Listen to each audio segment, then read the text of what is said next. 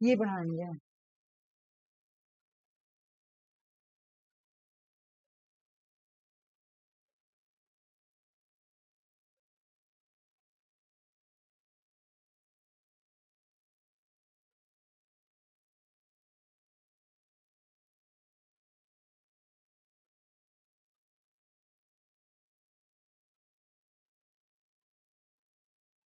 देखो ये ना ये वाला टॉपिक जो है ना, ये सिलेबस में भी है, ठीक है ना। What is a political party?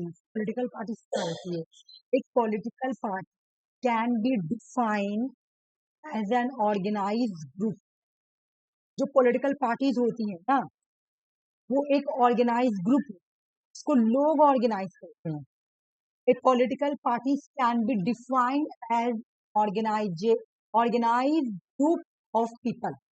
जो पॉलिटिकल पार्टीज होती है ना, उसको लोग जो है ना, लोगों का ग्रुप ऑर्गेनाइज करते हैं। जैसे कि बीजेपी, ठीक है, इंडियन नेशनल कांग्रेस, आम आदमी पार्टी, ये लोग क्या है? ये लोग कब कब पार्टी बने? जब लोग इनको सपोर्ट करेंगे तब तो ये लोग पार्टी बनेंगे ना। पार्टी का मतलब वही हुआ, ठीक है। Who share common political ideas, they strive for specific common objectives. जितने भी पॉलिटिकल पार्टीज आते हैं ना, उनके पास एक आइडियाज होते हैं, कोई स्पेसिफिक ऑब्जेक्टिव्स होते हैं, ठीक है। This group work together to influence government policy decision making by gaining and exercising political power through democratic constitutional means। ये लोग क्या करते हैं? ये जो ग्रुप होते हैं, मतलब जो पॉलिटिकल पार्टीज के ग्रुप होते हैं, ये गवर्नमेंट की पॉलिसी को इन्फ्लुएंस करते हैं सब मिलकर। जैसे बीजेपी, इंडियन नेशनल कांग्रेस, आम आदमी पार्टी, आप है ना, ये लोग क्या करते हैं? गवर्नमेंट जो पॉलिसी लाती है ना, या गवर्नमेंट ने कोई डिसीजन लिया है ना, तो उसको क्या करते हैं? इन्फ्लुएंस करते हैं, उसको एक्सरसाइज करते हैं, ठीक है। मान लो कि भी पावर में कौन है? बीजेपी। तो बीजेपी क्या कर रही है? गवर्नमेंट जो डिसीजन ले रही है उसको क्या कर रही है? एक्सरसाइज कर रही है। कोई भी अगर पार्लियामेंट में कोई भी लॉ बना, ठीक है, पार्लियामेंट में कोई भी लॉ बना, तो जो जो पॉलिटिकल पार्टीज हैं, जो भी रूलिंग पार्टीज हैं, वो क्या करेगी? वो उस लॉ को लाके एक्सरसाइज करेगी, है ना, डेमोक्रेसी के थ्रू और कॉन्स्टिट्यूशनल मीन्स के थ्रू, ठीक है। इसको ही बोलते हैं पॉलिटिकल पार्टीज। पॉलिटिकल पार्टीज का एम क्या होता है? रिप्रेजेंट करना इंटरेस्ट लोगों का, लोगों का इंटरेस्ट। अब जिसको क्या बोले, कोई भी पॉलिटिकल पार्टी कैसे बन जाएगा? तुम बन जाओगी, हम बन जाएंगे? नहीं, हम लोग नहीं बनेंगे। जब तक उसको लोगों का ग्रुप सपोर्ट नहीं करेगा, तब तक वो पॉलिटिकल पार्टीज नहीं बनेंगे। जब तक उनको वोट ही नहीं मिलेगा, तो वो लोग पॉलिटिकल पार्टीज बनेंगे कैसे, है ना। तो बोल रहे कि तो जो पॉलिटिकल पार्टीज बनता है ना, उनका एम होता है कि वो लोगों के इंटरेस्ट को रिप्रेजेंट करे। बोलने की बात है, पॉलिटिकल पार्टीज बोलने की बात है कि वो लोगों के इंटरेस्ट को रिप्रेजेंट करते हैं, लेकिन ये तो डिस्कशन में है कि लोगों के इंटरेस्ट को रिप्रेजेंट करते हैं। Proposing solution to the national issues, जो भी नेशनल इश्यूज रहता है उसको वो क्या करते हैं? सॉल्व करते हैं। Implementation they are the policy when elected to office. बोला कि जो भी पॉलिटिकल पार्टी अपने ऑफिस में इलेक्ट होते हैं, तो वो क्या करते हैं? पॉलिसी इम्प्लीमेंट करते हैं। इसी को क्या बोला जाता है? इसी को बोला जाता है तुम्हारा पॉलिटिकल पार्टी। आ जाओ एक मिनट। देखो पॉलिटिकल इसका और भी बहुत ज्यादा फीचर पढ़ना है, लेकिन क्वेश्चन जिस अकॉर्डिंग आए मैं पहले उसको पढ़ाऊंगी, जो सबसे ज्यादा इंपॉर्टेंट है। जैसे देखो यहाँ पे लिखा मॉर्कस ड्यूअर्कर, तो इसको बोलेंगे मॉर्कर ड्यूअर्कर। इन्होंने बोला कि पॉलिटिकल पार्टी चार तरह की होती है: caucus type party, branch political parties, the cell political parties, militia political parties. Exam में तुमसे अगर पूछेगा तो बस यही पूछेगा कि मॉर्कर ड्यूअर्कर ने, ऐसे पूछेगा कि ककस पार्टी किसने दिया। क्योंकि तुम टीचर का है, नेट का तो है नहीं, ये सिलेबस नेट का है। पूछेगा तो डीप से नहीं पूछेगा, ऊपर को ऐसे क्वेश्चन पूछेगा। पूछेगा C A U T U A, caucus party किसने दिया? तो मॉर्कस ड्वर्कन ने दिया, ठीक है। या फिर पूछ ले ब्रांच ब्रांच पॉलिटिकल पार्टीज किसने दिया? तो मॉर्कर ड्वर्कन ने दिया। सेल पॉलिटिकल पार्टीज किसने दिया? मिलिशियस पॉलिटिकल पार्टी किसने दिया? सब किसने दिया? मॉर्कर ड्वर्कर। मॉर्कर ड्वर्कर क्या बोलते हैं? चार तरह का पॉलिटिकल पार्टीज होते हैं। एक का नाम है तुम्हारा कक्कस टैप टैप पार्टी, दूसरा ब्रांच पॉलिटिकल पार्टी, तीसरा cell political party, fourth militia militia political party. तो जब इन्होंने ना पहले तो चार पॉलिटिकल पार्टीज के बारे में बोला, फिर अभी आगे और पढ़ेंगे, फिर इन्होंने दो और भी बताए, ठीक है।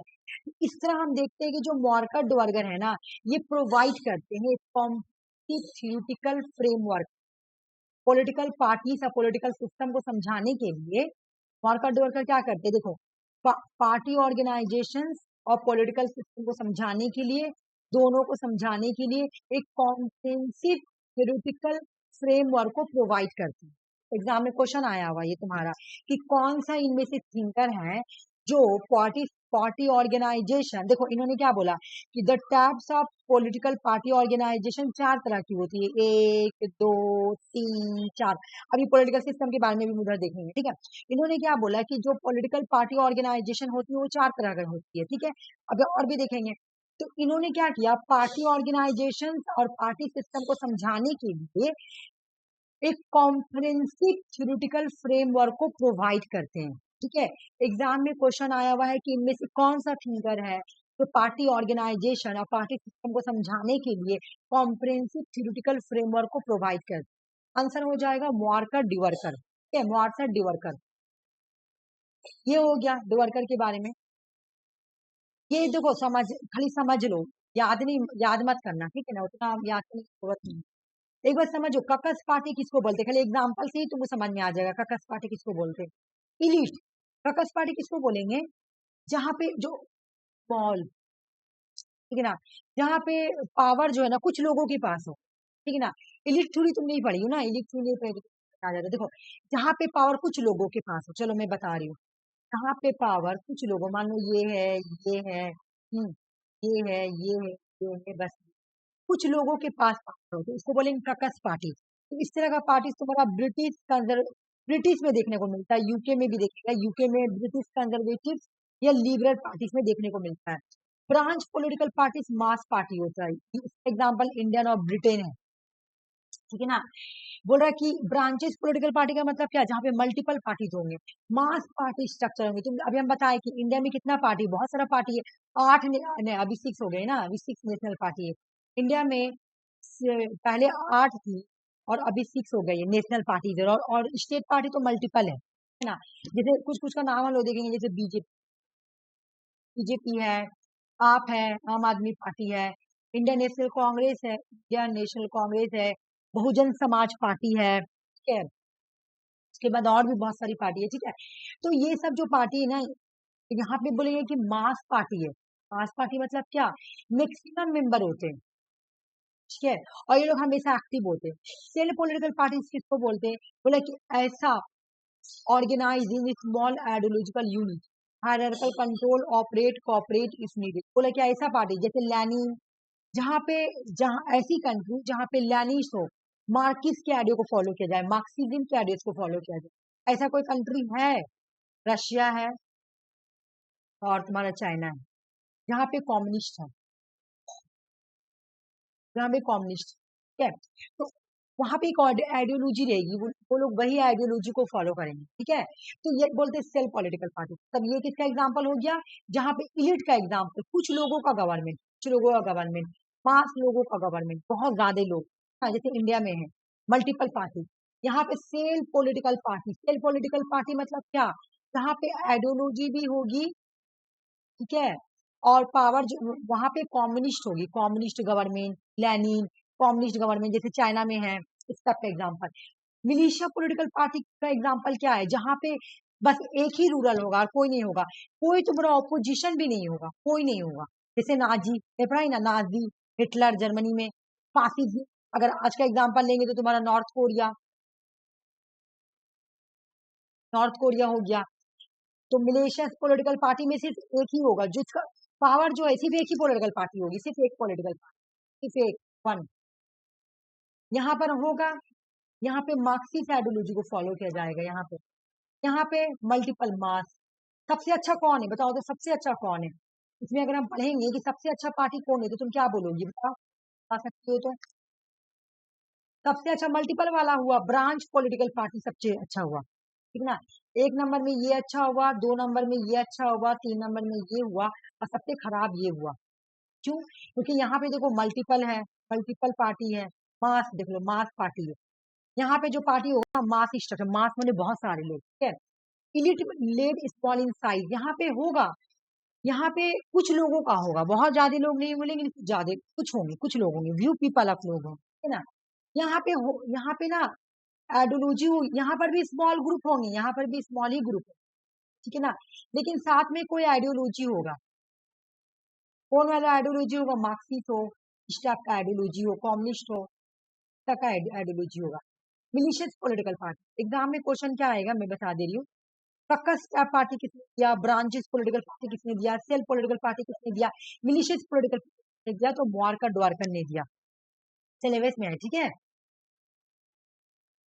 अब एक और, फिर इन्होंने क्या बोला, उन्होंने बोला कि पॉलिटिकल पार्टीज को दो हिस्सों में, बोला कि मुआरकर द्वारकर जो थे ना, इन्होंने क्या किया, ये एक पॉलिटिकल साइंटिस्ट थे, इन्होंने क्लासिफाई किया पॉलिटिकल पार्टीज को दो हिस्सों में। वहां पे ऑर्गेनाइजेशन पढ़े, इन्होंने बोला ऑर्गेनाइजेशन में 4 पार्टीज होते हैं, लेकिन इन्होंने पॉलिटिकल पार्टीज को 2 पार्ट में बांटा। देखो मास पार्टी किसने दिया, ये दोनों बहुत इंपॉर्टेंट है, मतलब 6 को तो याद करना है। 2 अलग इन्होंने कैटेगराइज बनाया, 2 अलग कैटेगराइज बनाया। डिफिनेशन याद नहीं करना, डिफिनेशन सिर्फ समझाने के लिए मिलाई हूँ। कैडरेट पार्टी और तुम्हारा मास पार्टी। कैडरेट पार्टी का मतलब क्या है, इन्होंने बोला कि पार्टी जो है ना 2 तरह की होगी, एक होगी कैडरेट, कैडरेट को हम लोग क्या बोलेंगे, इलीट। इलीट्स का मतलब क्या होता है, फ्यू पीपल, मतलब यहाँ पे कुछ लोगों के पास पावर होगी, ठीक है। इलीट पार्टीज होंगे, कुछ लोग होंगे, कुछ लोग, व्यू पीपल, या सॉरी, व्यू पीपल के पास पावर होगी। लेकिन यहाँ पे mass party of the people representation interest of the general population specially working and lower classes. यहाँ पे जो होगा ना मास पार्टी होगा, यहाँ पे लोगों के, यहाँ पे लार्ज मेंबर होंगे, ठीक है ना, वही इंडिया जैसा कंट्रीज का एग्जाम्पल होगा। अब एग्जाम में क्वेश्चन आया कि मास पार्टी किसने दिया, मुआरकर डोरकर ने दिया। कैडेट पार्टी किसने दिया, तो मुआरकर डोरकर ने दिया, बस यही नाम याद कर लो। मास पार्टी, इन्होंने क्या किया, पहले पहले पॉलिटिकल पार्टीज को 2 पार्ट में बांटा, एक हो गया कैडेट पार्टी, एक हो गया मास पार्टी। कैडेट पार्टी में पावर कितने होते हैं, कैडेट पार्टीज में इलीट पार्टीज होते हैं। इलीट्स का मतलब क्या, कुछ लोगों के पास ही पावर होना, कुछ लोगों के पास पावर होना, ठीक ना। कैडरेट का मतलब होता है कुछ लोगों के पास पावर होना, फ्यू पीपल के पास पावर होना, ठीक है। जबकि मास पार्टी में क्या होता है, मल्टीपल पार्टी होंगे, मल्टीपल पार्टी, ठीक है। यहाँ पे लोग, यहाँ पे मल्टीपल पार्टी पार्टिसिपेट भी करेंगे, इंडिया का एग्जाम्पल है। और उसके बाद तुम्हारा लोग भी वोट देंगे, जिसको मन करेगा वो, मतलब यहाँ पे क्या होता है, ऐसा तो नहीं कि तुमको सिर्फ बीजेपी को देना है या फिर इंडियन नेशनल कांग्रेस को देना है, जो मन में आ रहा है उसको तुम वोट देती हो, है ना। जैसे एग्जाम्पल आ रहा है, देखो देखो, इंडियन नेशनल कांग्रेस इंडिया में, लेबर पार्टी के में, चलो मैं एक एग्जाम्पल दे रही। मास पार्टी का मतलब हो गया जहाँ पे कोई भी आके उसमें पार्टिसिपेट कर सकता है। तो इंडिया में जो है ना, इंडिया में इंडियन नेशनल कांग्रेस, इंडिया में जो इंडियन नेशनल कांग्रेस, इसको मास पार्टी बोलते हैं, क्यों, इसका कोई आइडियोलॉजी नहीं है। अच्छा इसको मैं ऐसे ही याद करवा रही हूँ।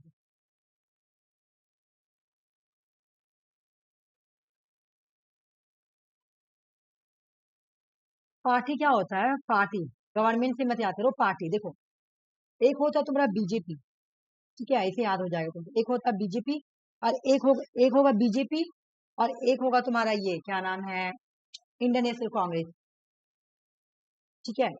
बीजेपी के पास आइडियोलॉजी है क्या, हिंदुत्व का आइडियोलॉजी रखता है,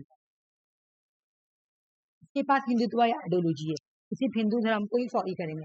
इंडियन नेशनल कांग्रेस मास पार्टी है, क्यों, इसके पास कोई आइडियोलॉजी नहीं है। यहाँ पे सब, यहाँ पे सबको ये पार्टिसिपेट करने देगा, हिंदू मुस्लिम सिख ईसाई सबको अपने पार्टी में आने देगा, ठीक है। सब आओ, कोई बात नहीं, कोई प्रॉब्लम नहीं, सब आओ, सब आओ। लेकिन बीजेपी क्या है, के पास एक आइडियोलॉजी है, आइडियोलॉजी का नाम क्या है, हिंदुत्व, ये हिंदुत्व को फॉलो करता है। तो बीजेपी आ जाएगा कैडेट पार्टी में। और क्योंकि यहाँ पे लेक ऑफ मास पार्टिसिपेशन है, लेक ऑफ मास पार्टिसिपेशन क्यों, क्योंकि ये सिर्फ कुछ लोगों को ही पार्टिसिपेट होने का मौका देगा। जैसे कि हिंदुत्व आइडियोलॉजी है, तो जो हिंदुत्व को मानेगा, जो हिंदुत्व को फॉलो करेगा, वो अपने पार्टी में आने देगा, तो वो हो गया कैडेट पार्टी, ठीक है, वो हो गया कैडेट पार्टी, ठीक है। मास पार्टी होगी तुम्हें इंडियन नेशनल कांग्रेस। यहाँ पे एग्जांपल है कि लेबर पार्टी जो है ना यूके में, तो यूके में भी लेबर पार्टी जो है ना, इसका कोई आइडियोलॉजी नहीं है, जो भी पार्टी में ज्वाइन होना चाहता है आके ज्वाइन हो जाओ, कोई प्रॉब्लम नहीं है। और इंडियन नेशनल कांग्रेस भी बिल्कुल ऐसा। लेकिन यहाँ पे देखो, ब्रिटिश में क्या ये नाजी पार्टी, फासिस्ट पार्टी, ये सब क्या था, इन लोगों के पास भी आइडियोलॉजी थी। जिसके पास आइडियोलॉजी होती है वो कैडेट पार्टी होती है।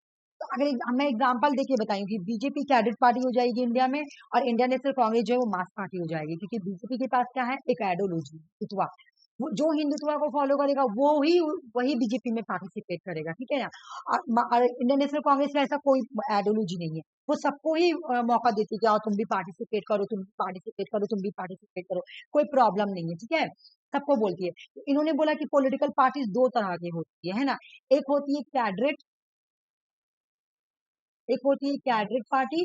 कैडरेट पार्टीज के पास क्या होती है कि आइडियोलॉजी होगी, आइडियोलॉजी होने की वजह से ये क्या करती है, कुछ लोग ही, यहाँ पे बहुत ज्यादा लोग पार्टिसिपेट नहीं करेंगे, कुछ लोग, इलिट लोग ही पार्टिसिपेट करेंगे। इलिट तुम बीजेपी में देखी होगी, मुस्लिम बहुत कम मिलेंगे बीजेपी में, तुमको मुस्लिम मेंबर बहुत कम मिलेंगे, क्यों, हिंदुत्व को जो फॉलो करेगा वो लोग उन्हीं को ही अपने पार्टी में पार्टिसिपेट होने का मौका देंगे।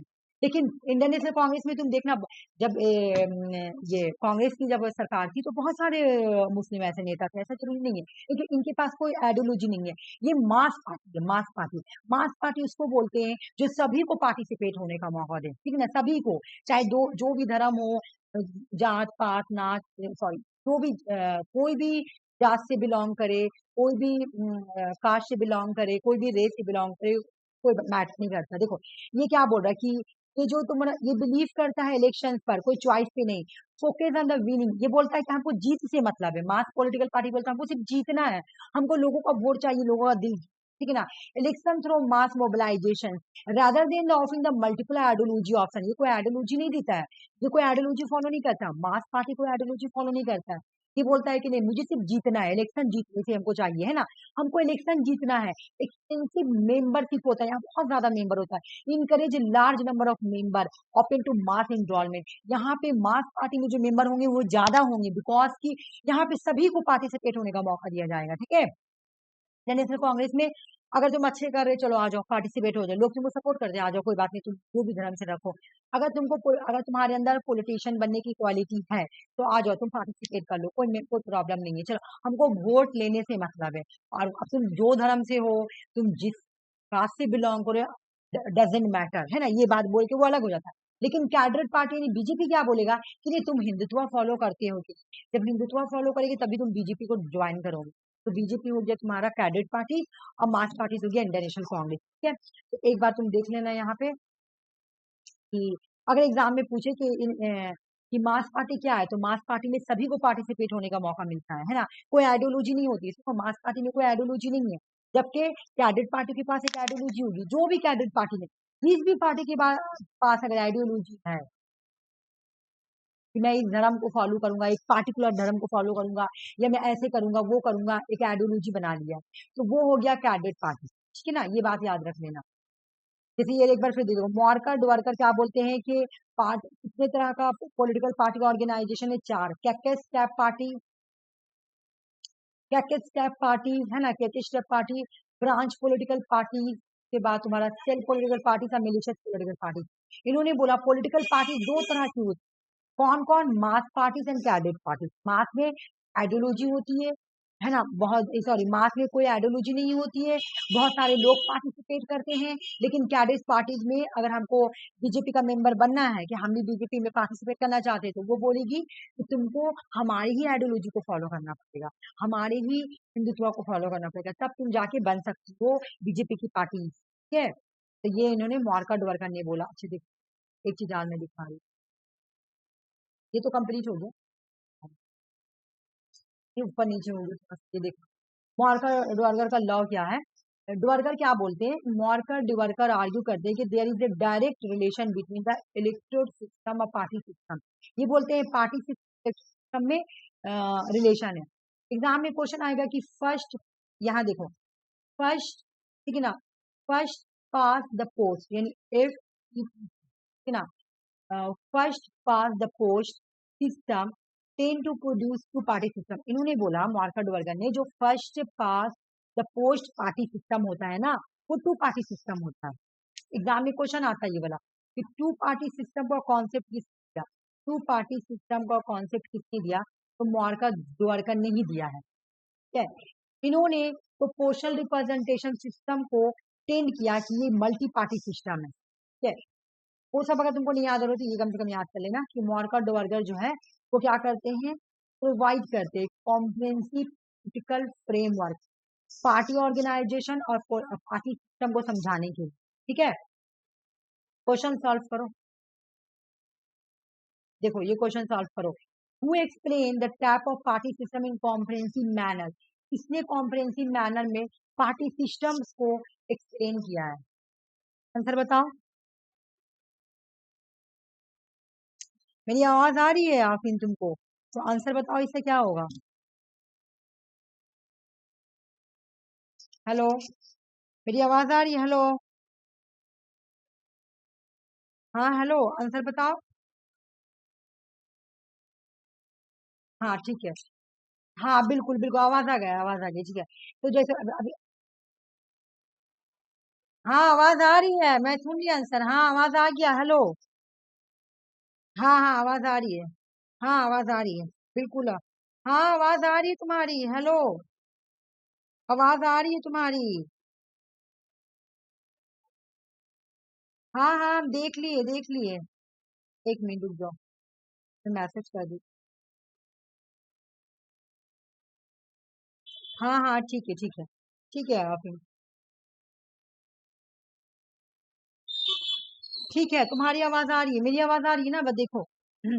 तो क्या हो गया तुम्हारा, देखो कि मॉर्कट वर्कर क्या बोलते हैं कि चार तरह का पार्टी ऑर्गेनाइजेशन है, कितने तरह का, चार तरह का, ठीक है ना।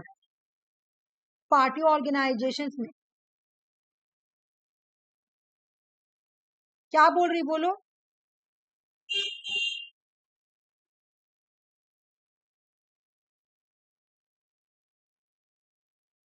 मेरी आवाज लेट से पहुंच रही है क्या? नहीं नहीं ठीक आ रही है, नहीं, तुम्हारी आवाज आ रही है मुझे, आ रही है,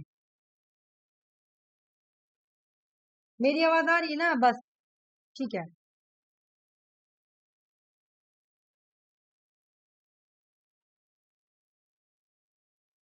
ओ अच्छा, लेट नहीं तो वो इंटरनेट की वजह कर हो रहा होगा, ठीक है, कोई बात नहीं, लेट में भी आएगा तो कोई प्रॉब्लम नहीं, मैं समझ जाऊंगी।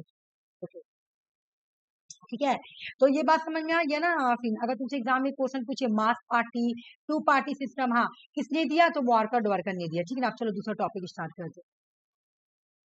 क्वेश्चंस के थ्रू भी हो जा रहा तुम्हारा ये प्रिपरेशन। चलो आ जाओ, हाँ ये वाला पढ़ना है, आ जाओ। ये तुम्हारा टॉपिक में भी है, ठीक है, ये तुम्हारा सिलेबस में भी है, सिलेबस कवर हो जाएगा। वो भी पार्टी वाला भी था, ये भी था। डेमोक्रेटिक सोशलाइजेशन, इसको क्या बोलते हैं, डेमोक्रेटिक सोशलाइजेशन? हमने सोशलिज्म पढ़े हैं, हम लोग सोशलिज्म पढ़े हैं, ठीक है ना। इसको हम लोग अच्छे से समझते हैं ये क्या बोल रहा। डेमोक्रेटिक सोशलाइजेशन का मतलब क्या होता है? ये एक पॉलिटिकल एंड इकोनॉमिक आइडियोलॉजी है, दोनों का कॉम्बिनेशन है। ये पॉलिटिकल इकोनॉमिक आइडियोलॉजी का कॉम्बिनेशन है, ठीक है ना। पॉलिटिकल डेमोक्रेसी, पॉलिटिकल डेमोक्रेसी ये क्या करता है, ये फ्री इलेक्शन देता है, लोगों को बोलता है कि इलेक्शन का राइट है, ठीक है ना। ये लोगों को क्या करता है, देखो हम लोग जब सोशलिज्म पढ़े थे, तो सोशलिज्म में हम लोग क्या पढ़े थे कि वो सिर्फ इकोनॉमिक को लेकर बात करता है, हाँ सिर्फ इकोनॉमिक्स को लेकर बात करता है। लेकिन ये क्या क्या बात करेगा, ये पॉलिटिकल को भी लेके बात करेगा, ये पॉलिटिकल फ्रीडम भी लोगों को देगा और इकोनॉमिक फ्रीडम भी देने का बात करेगा। ये क्या बोलेगा, सुनो, ये बोलेगा पॉलिटिकल डेमोक्रेसी दिया जाए लोगों को, मतलब लोगों को राइट टू वोट, इलेक्शन लड़ने का राइट दिया जाए, rule of law, individual right, ये सब दिया जाए लोगों को, ठीक है। सोशलिस्ट इकोनॉमिक सिस्टम, फिर उसके बाद देखो पहले तो डेमोक्रेसी वाला बात बोलेगा, क्योंकि ये दो वर्ड से मिलकर बना है। ये किसके, पॉलिटिक डेमोक्रेटिक सोशलिज्म जो है ना, रुक जाओ मैं एक चीज दिखा रही हूँ। ये हो गया डेमोक्रेटिक, अब प्लस हो गया सोशलिज्म, ये दो वर्ड से मिलकर बनी है, तो ये दोनों बात को सपोर्ट करेगी, ठीक है।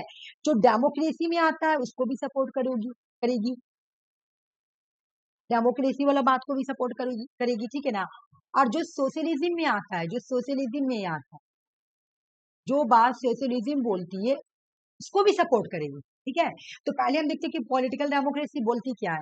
ये क्या बोलती है, पॉलिटिकल डेमोक्रेसी का मतलब क्या है, लोगों को, लोगों को क्या दिया जाए, पॉलिटिकल डेमोक्रेसी का मतलब है लोगों को free election, right to vote दिया जाए। मेरी आवाज नहीं आ रही क्या तुमको? बोल रहे कि पॉलिटिकल डेमोक्रेसी का मतलब है, अगर नहीं आ रही तो बोलना, मैं ब्लूटूथ निकाल दूंगी, हो सकता है ब्लूटूथ की वजह से आवाज नहीं आ रही है। पॉलिटिकल डेमोक्रेसी में क्या किया जाता है कि फ्री इलेक्शन, लोगों को राइट टू वोट दिया जाता है। अब चाहे जो भी, अब जो भी धर्म, मैं उस दिन डेमोक्रेसी पढ़ाई थी तो मैं वहां पे बताई थी। हाँ ठीक है ठीक है। मैं उस दिन जब डेमोक्रेसी पढ़ाई थी तो वहां पे मैं बोली थी कि डेमोक्रेसी का मतलब होता क्या है। डेमोक्रेसी का मतलब, अब चाहे जो भी धर्म से बिलोंग करे, अब चाहे जो भी है, आपको फ्री इलेक्शन मतलब आपको राइट टू वोट दिया जाए, रूल ऑफ लॉ सभी के लिए, सभी लोगों के लिए, राइट सबको मिलेगा। डेमोक्रेसी यही बात करती है ना, डेमोक्रेसी यही बात करती है। जबकि सोशलिस्ट क्या बात करते हैं कि जो वेल्थ है, जो वेल्थ, उसको डिस्ट्रीब्यूशन किया जाना चाहिए सभी लोगों को। अब पब्लिक ऑनरशिप होना चाहिए, प्राइवेट ऑनरशिप नहीं होना चाहिए, है ना। तो ये तुम्हारा डेमोक्रेसी बोल रही है और ये तुम्हारा कौन बोल रहा है, सोशलिस्ट बोल रहा है। तो दोनों को मिलाकर ही होता है डेमोक्रेटिक सोशलिज्म।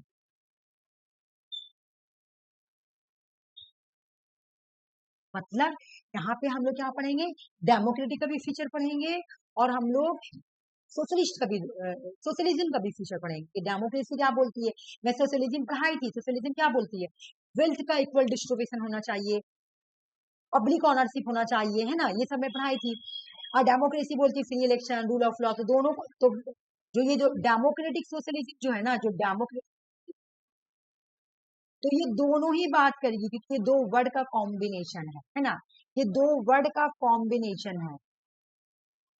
तो ये दोनों ही बात करेगी। ये क्या बोलेगी कि लोगों को राइट टू वोट दिया जाए, है ना, लोगों को राइट टू वोट दिया जाए, राइट टू दिया जाए, लोगों पे रूल ऑफ लॉ होना चाहिए, लोगों के लिए इंडिविजुअल राइट होना चाहिए। फिर बोलेगी कि इक्वल वेल्थ का, वेल्थ का जो डिस्ट्रीब्यूशन होगा वो इक्वल डिस्ट्रीब्यूशन हो, है ना। रीडिस्ट्रीब्यूशन का मतलब क्या, वही इक्वल डिस्ट्रीब्यूशन, वेल्थ का डिस्ट्रीब्यूशन हो।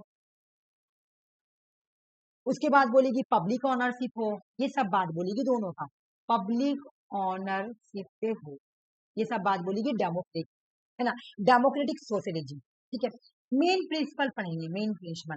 इसका मतलब ये मिक्स इकोनॉमिक को फॉलो करती है, मतलब ये पब्लिक को भी सपोर्ट करेगी, प्राइवेट को भी। जो डेमोक्रेसी प्राइवेट सेक्टर है तो वो पब्लिक प्राइवेट दोनों, ये क्या करेगी, दोनों को ही सपोर्ट करेगी। ये रूल ऑफ लॉ को भी सपोर्ट करेगी, सिविल लिबर्टी को भी सपोर्ट करेगी, मल्टीपल इलेक्शंस को भी सपोर्ट करेगी, ठीक है ना। ये सोशल जस्टिस को भी सपोर्ट करेगी, ये बोलेगी कि सोशल जस्टिस भी दिया जाए। सोशल जस्टिस का मतलब क्या, कि जो इकोनॉमिक इनइक्वालिटी है उसको कम किया जाए, है ना। सोशलिज्म क्या बोलती है कि अगर सोसाइटी में किसी भी तरह का इनइक्वालिटी है, इकोनॉमिक इनइक्वालिटी है, रिच एंड पुअर का गैप है, तो हमको रिड्यूस करना चाहिए। वो अगर हम रिड्यूस करेंगे तो सोशल जस्टिस सोसाइटी में स्टैब्लिश हो जाएगा। तो तो डेमोक्रेटिक सोशलिज्म ये भी बात बोलती है कि मतलब ये डेमोक्रेसी वाली भी बात बोली है, rule of law, civil liberty, multi party election, ये भी बात बोली है। साथ में तुम्हारा सोशलिज्म के बारे में भी बात बोलेगी। सोशल जस्टिस क्या बोलती है, किस चीज को फोकस करती है, कि सोसाइटी में जो इकोनॉमिक इनइक्वालिटी को खत्म करो। Welfare programme to eliminate poverty, ignorance and equality, बोलते हैं कि वेलफेयर प्रोग्राम लाओ, इससे क्या होगा, एलिमिनेट होगा क्या, गरीबी एलिमिनेट होगा, इग्नोरेंस एलिमिनेट होगा, इनइक्वालिटी जो है ना ये सब खत्म होगा, ठीक है ना। यहाँ पे अगर तुम देखोगी डेमोक्रेटिक सोशलिज्म में, तो ये गांधीजी और मार्क्सिज्म दोनों का व्यू जो है ना ब्लेंडेड है, मिला हुआ है। क्योंकि मार्क्सिज्म क्या बोलता है कि क्लास कंसेंट, मतलब अमीर गरीब का जो फर्क है उसे खत्म करो, इक्वलिटी के बारे में बात करता है, इकोनॉमिक डिस्ट्रीब्यूशन के बारे में बात करता है। फिर गांधी जी क्या बोलते हैं, नॉन वायलेंस। तो डेमोक्रेटिक सोशलिज्म भी वही बात बोलता है, डिसेंट्रलाइजेशन, विलेज में फोकस, मोरल वैल्यूज, ये सब बात बोलता है। लेकिन एक बात सुनो, लेकिन गांधी जी तो तुम्हारा क्लास स्ट्रगल के अगेंस्ट है और मार्क्सिस्ट क्लास स्ट्रगल को सपोर्ट करते हैं। तो ये जो है ना ये भी अगेंस्ट है, डेमोक्रेटिक सोशलिज्म क्लास स्ट्रगल के अगेंस्ट है ना। डेमोक्रेटिक सोशलिज्म जो है ना कुछ कुछ की बात को फॉलो कर रहा है, ये बात याद रखना। मार्क्सिज्म सोशलिज्म तो जुड़ा ही हुआ है, दोनों का व्यू एक ही जैसा है। तो ये तो बोला डेमोक्रेटिक सोशलिज्म, तो डेमोक्रेटिक का भी फीचर होगा, सोशलिज्म का भी फीचर होगा। मार्क्सिज्म क्या बोलती है, क्लास स्ट्रगल करने, मैं हमेशा बोलती हूँ मार्क्सिज्म का यही मतलब वो लोग यही सैलोगन भी देते हैं, क्लास स्ट्रगल करो, वर्कर को क्लास स्ट्रगल करना चाहिए। लेकिन ये जो डेमोक्रेटिक सोशलिज्म है ना, ये क्लास स्ट्रगल के अगेंस्ट करना है, मैं क्लास स्ट्रगल के अगेंस्ट, ठीक है ना। अब यहाँ पे तुमको इतना बात तो समझ में आ गया कि ये जो डेमोक्रेटिक सोशलिज्म है, इसमें दोनों का फीचर मिक्स है, डेमोक्रेटिक का भी फीचर मिक्स है और उसके बाद सोशलिज्म का भी फीचर है। डेमोक्रेटिक का फीचर क्या है, rule of law, civil liberty, multi party election, है ना। और सोशलिज्म का फीचर क्या है? इकोनॉमिक इनइक्वालिटी को रिड्यूस करना, ये सब है, ठीक है।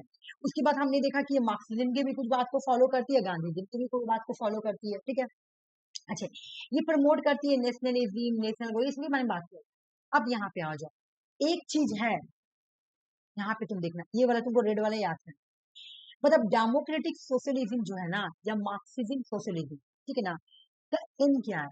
दोनों का एम एक ही है, लोगों को इकोनॉमिक इक्वालिटी देना, लोगों को सोशल इक्वालिटी देना, लोगों को पॉलिटिकल इक्वालिटी देना। ये डेमोक्रेटिक सोशलिज्म का एम है, याद रखो। डेमोक्रेटिक सोशलिज्म का एम क्या है? Economic inequality, sorry, economic equality देना, सोशल इक्वालिटी देना, पॉलिटिकल इक्वालिटी देना। समझ में आ गया? अगर तुम पूरा नहीं भी याद करोगी ना, बस तुमको ये वाला पॉइंट याद करना होगा, ठीक है। पूरा उनका पर्पस क्या है, डेमोक्रेटिक सोशलिज्म का पर्पस क्या है, ये तुमको तो ये बात माइंड में याद हो गया कि ये दो वर्ड से मिलके बनी है, एक तो डेमोक्रेसी और एक सोशलिज्म, दो वर्ड से मिलके बनी है, तो इनमें दोनों का फीचर मिक्स, ठीक है। लेकिन इसका एम है, इसका पर्पस क्या है कि सोसाइटी में इकोनॉमिक इक्वालिटी देना, सोशल इक्वालिटी देना और पॉलिटिकल इक्वालिटी, ठीक है। इकोनॉमिक इक्वालिटी की बात कौन करता है? सोशलिज्म। सोशल इक्वालिटी के बारे में कौन बात करता है? सोशलिज्म। पॉलिटिकल इक्वालिटी के बारे में बात कौन करता है? डेमोक्रेसी। तो दोनों का मिक्सचर है फीचर, इसका पर्पस, ये दोनों का पर्पस मिला के अपना एक पर्पस बना लिया। अब यहाँ पे आओ, अब यहाँ हमको पढ़ना, तो पढ़ना ये बात है कि ठीक है, डेमोक्रेटिक सोशलिज्म का मेथड क्या है। हमको अगर किसी कंट्री में डेमोक्रेटिक सोशलिज्म लाना है तो हम क्या करेंगे? इसको लाने के लिए तुमको नॉन वायलेंट अप्रोच को अपनाना पड़ेगा। नॉन वायलेंस है, देख लो, मैं अभी बोली ना ये क्लास स्ट्रगल के अगेंस्ट है, ये बोलता है ग्रेजुअली लाओ। देख लो, जब क्लास स्ट्रगल नहीं करेंगे तो क्या बोलेगा? ग्रेजुअल चेंज लाओ। देख लो, डेमोक्रेसी क्या है? Gradual change. डेमोक्रेटिक सोशलिज्म किसको पसंद कर रहा है, किससे प्यार कर रहा है? ग्रेजुअल चेंज, आहिस्ता आहिस्ता, है ना। देखो, gradual refer to the believe the strategy the social and political economic change हो। ये सोचता है कि सोसाइटी में सोशल पॉलिटिकल इकोनॉमिक चेंज हो, लेकिन ग्रेजुअली, आस्ता आस्ता, ठीक है ना। इकोनॉमिक प्लानिंग भी करना चाहता है, लोगों को पार्टिसिपेशन भी करना चाहता है, स्लो लेकिन रिफॉर्मेटिव चेंज, स्लो स्लो करना चाहता है, ठीक है। लेकिन एक चीज हमारे यहाँ पे पढ़ेंगे, आ जाओ, डेमोक्रेटिक सोशलिज्म जो है ना, एक चीज जो है ना बिल्कुल अलग देती है। देखो, डेमोक्रेटिक सोशलिज्म और मार्क्सिस्ट सोशलिज्म में क्या फर्क है, ये चीज देखो।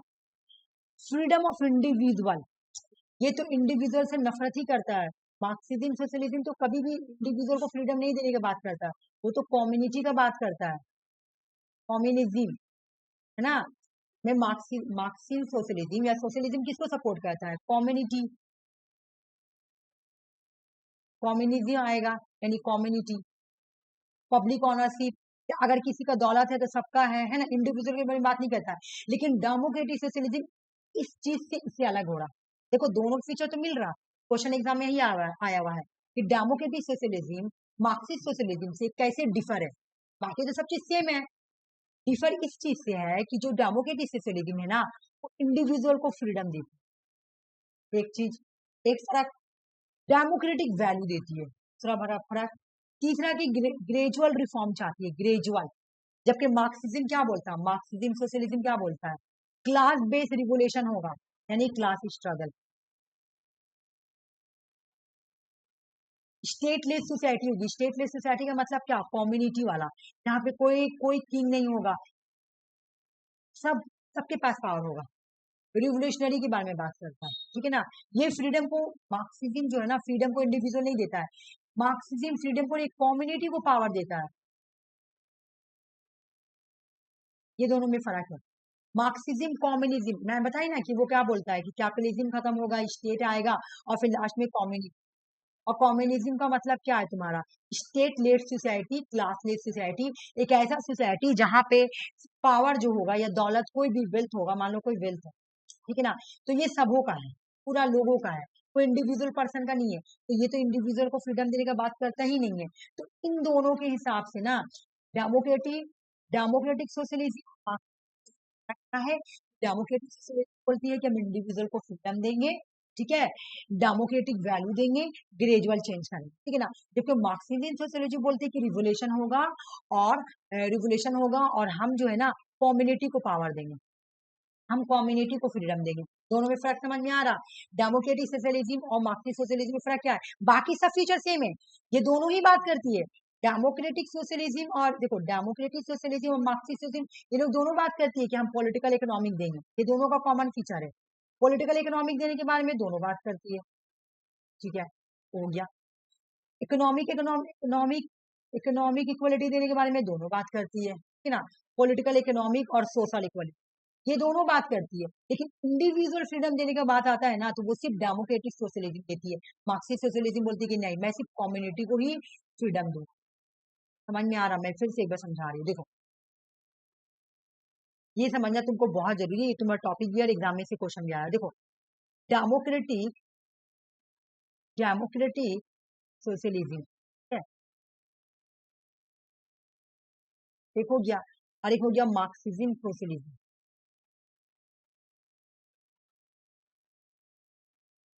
ठीक है। दोनों क्या बोलती है, दोनों का पर्पस क्या है, दोनों का एम क्या है, समझना। दोनों का एम है कि हम लोग क्या करेंगे, पॉलिटिकल इक्वलिटी देंगे, हम लोग पॉलिटिकल इक्वलिटी देंगे, चलो ये दोनों का कॉमन पर्पस है। फिर बोलती है कि इकोनॉमिक इक्वलिटी भी देंगे,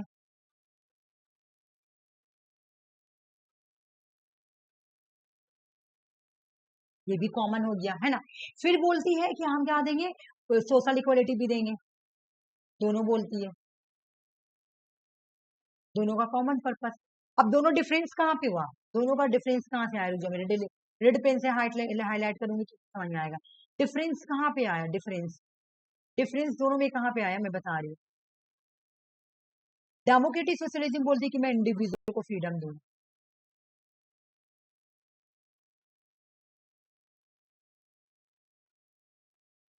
जबकि ये कम्युनिटी कम्युनिटी की बात करती है। कम्युनिटी मतलब सारे लोग है ना, ये पूरे लोगों के बारे में बात करती है, और ये बोली कि मैं सिर्फ एक इंडिविजुअल को भी फ्रीडम दूं। ये दोनों में फर्क है, यहाँ पे दोनों में फर्क है, ये कॉमन है, ठीक है। क्वेश्चन सॉल्व करो, अपनी समझ में आ जाएगा। बस ना आए बाबा, मेरा पूरा पानी चला जाएगा। तो तुमको हमको तो ये समझ में आना चाहिए ना कि हाँ तुम टॉपिक समझी हो कि नहीं, है ना। अच्छा, ऊपर नीचे क्वेश्चन नीचे,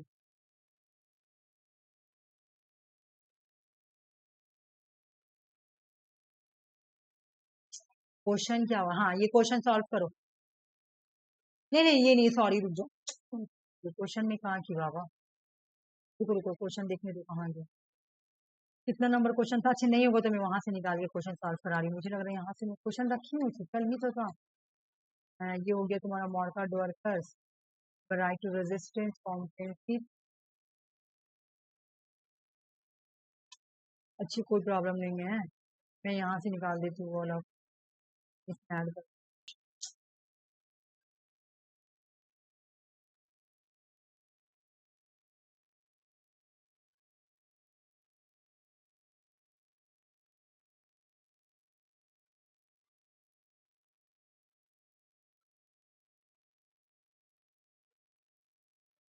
क्वेश्चन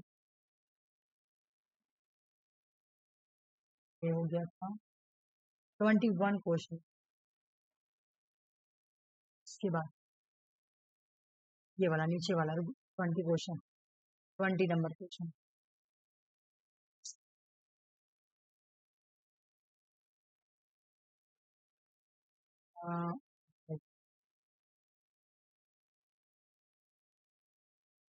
वेट, तो मुझे प्रोसेस पेपर का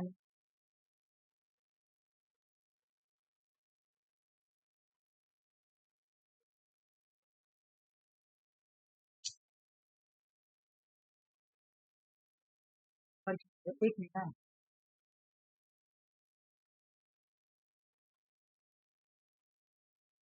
हाँ देखो, क्वेश्चन नंबर 20 को सॉल्व करो, क्या बोल रहा है। डेमोक्रेटिक सोशलिज्म डिफर है मार्क्सिज्म सोशलिज्म से, किस बेस पे डिफर है ये बताओ।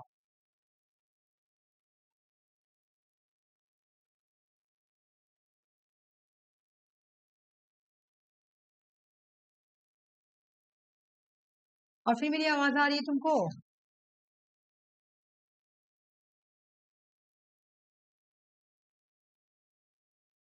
Hello, hello, hello.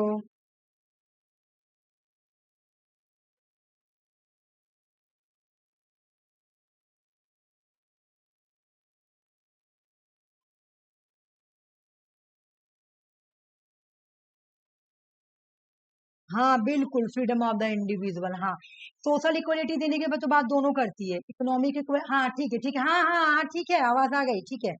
बोले दोनों, हाँ हाँ आवाज आ रही है तुम्हारी, हेलो, आवाज आ रही है। हाँ हाँ हाँ आ रही है, आ रही है, हेलो, आवाज आ रही है तुम्हारी।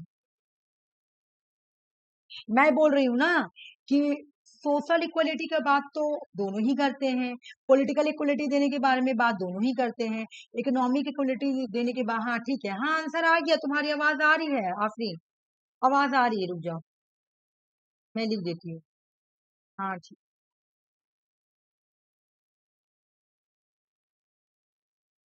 आवाज नहीं आ रही मेरी?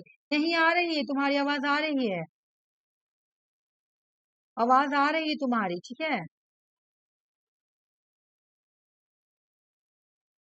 समझ में आ रहा ना, बस ठीक है, ये क्वेश्चन सॉल्व हो गया कि क्या फर्क है, ठीक है, क्या फर्क है। चलो एक बार मैं यहाँ पर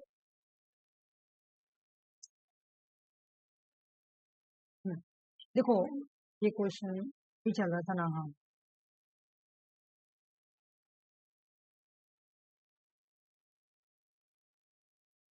हाँ मॉर्कर वर्कर्स, क्वेश्चन कहीं होगा, यहीं पर होगा, जमीन नहीं रहता, जल्दी से डिलीट हो रहा था ना।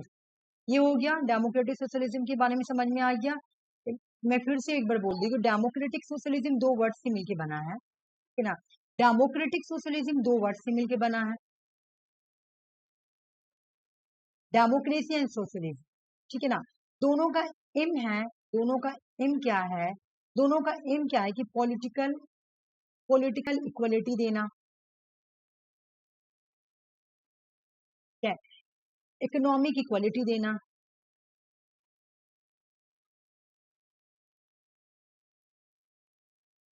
और उसके बाद सोशल इक्वलिटी देना, ठीक है। बट क्या नहीं, दोनों में डिफर क्या है, डिफर क्या है दोनों में, अगर हम डिफर देखेंगे तो यानी डिफरेंस क्या है, दोनों में डिफर है कि इंडिविजुअल फ्रीडम की बात करता है,